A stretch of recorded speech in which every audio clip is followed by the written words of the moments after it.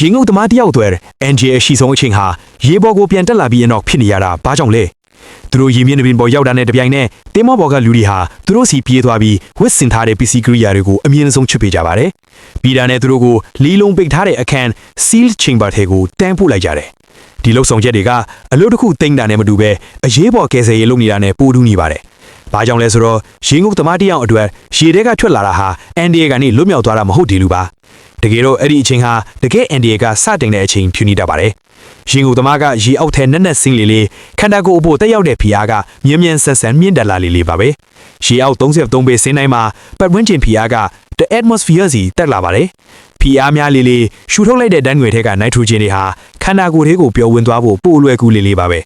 ဒါပေမဲ့ရင်ငုတ်သမားကအပေါ်ကိုမြ мян ကြီးပြန်တက်လာမယ်ဆိုရင်အဲ့ဒီပျော်ဝင်နေတဲ့နိုက်ထရိုဂျင်တွေဟာယူတီရက်ဆိုသလိုလေးဘူးပေါင်းတွေဖြစ်သွားတတ်ပါတယ်သွေးကြောထဲမှာအဲ့ဒီလေးဘူးပေါင်းတွေစဖြစ်ပြီးဆိုတာနဲ့အချင်းဒီအားလုံးကအချင်းတူအတွင်းစိုးဝါးသွားနိုင်ပါတယ်တိတ်မပြင်းထန်ရင်တော့မူဝေတာနဲ့ပုံမှန်တိုင်းမလွတ်ရှားနိုင်တာမျိုးဖြစ်နိုင်ပေမဲ့ပြင်းထန်ရင်တော့အသက်အန္တရာယ်ကြီးဖြစ်နိုင်ပါတယ်ဒါကို decompression sickness လို့ခေါ်ပါတယ်